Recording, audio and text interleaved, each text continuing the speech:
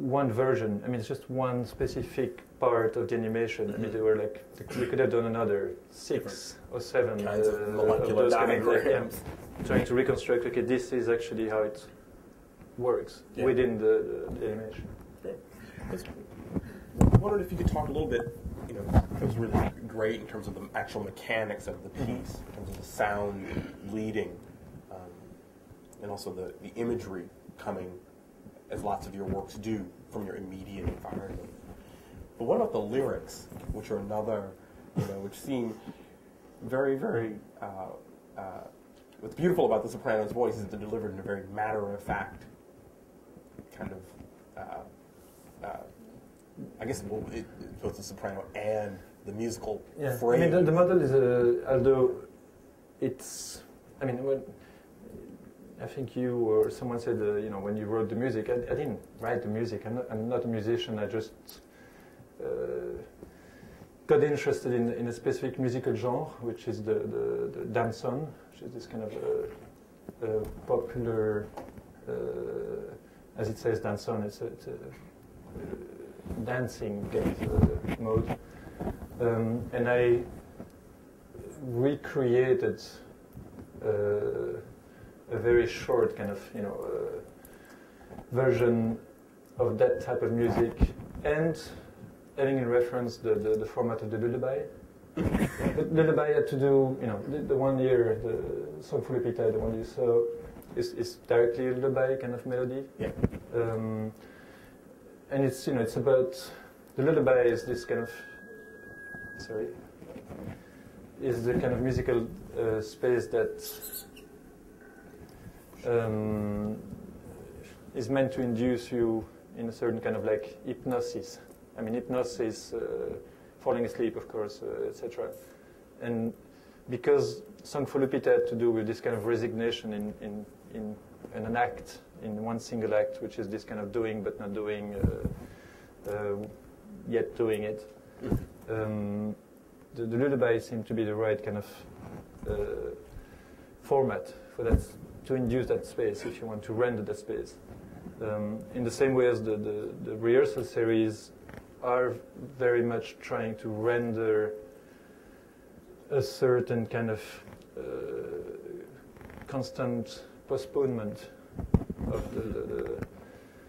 that had, you know, encountered in Latin America in relation to modernization and other kind of like imported values. I mean, all that part, I think we're not going to re-enter, because the side movie that goes with the animation is all about that. You know, it's all about, okay, if you want to scratch further down what's the animation's about, it's about, it could be about all that or not. I mean, it's up to the viewer to. Right. But there's it's interesting. I mean, in addition to the sort of universal, it's called legibility of the gesture, the shoe shining, the lyrics to the song as a sort of a deep resignation, cynical or bleak almost. You know, and I'm just wondering where they came from. Well, I'm afraid I've been trying to remember and I can't. Yeah. You asked me here.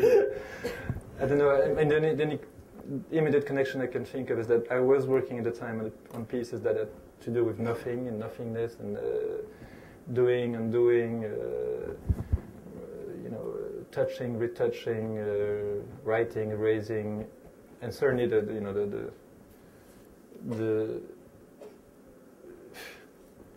definition in this song in particular, in a kind of existential way of, you know, nothingness was something that was on my mind. I mean, I had done early before this, the kind of sometimes doing something leads to nothing. I was trying to resolve the counterpart, which was sometimes doing.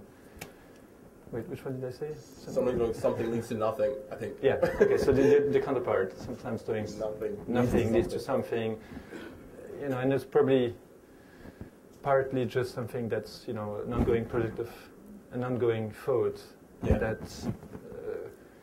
will translate in different projects in parallel. I mean, I never work one project at a time. I always work 4, 5, sometimes more.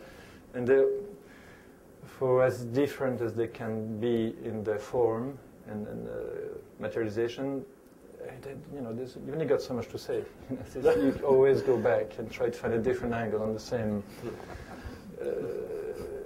obsession, conflict, unresolved kind of situation. So for the same reason, it's sometimes difficult to go back and revisit and why exactly did I use these words or that situation, that time. And it's a bit of a game of snakes and ladders. It's not in the same way as some of the situations I'm trying to illustrate in the films is it's a 2 steps forward, 3 steps backwards. It's a discursive kind of parcours, trajectory. My own methods are the same. I mean,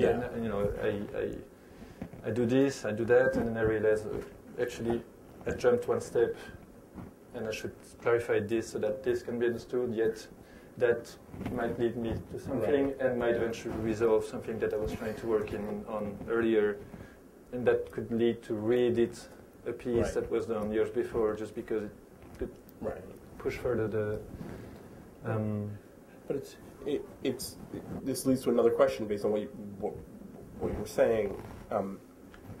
The animations, you've done 5 of them now, but they seem like they're pretty, within your, they're the actions, the animations, but a consistent body of work. And upstairs, I think unlike the other animations, which are shown as simply the animations themselves, you've chosen to show the attendant drawings. And so what became interesting to me was this idea of work or labor, which is a consistent theme throughout your work, I would say. And so the decision to sort of open that up, use the animations to open that up. But I was wondering if you could talk a little bit about the place of the animation, your animations in your... Yeah. I mean, I think the fundamentally, I think that my first interest in animation is that it's such a anachronistic activity. I mean, in our digital age, to spend, again, it's one out of many projects done in parallel. But to spend so many years to produce, 9 years to produce, actually 8 years to produce 9 minutes of animation is absurd, but is the perfect kind of illustration of the axiom maximum effort for a minimum result. Which I mean, I'm saying that because that's the motto we had used for when we did the Dune piece. This was this massive effort leading to minimal results, and in that case it was to illustrate the way it took massive efforts to realize minimal reforms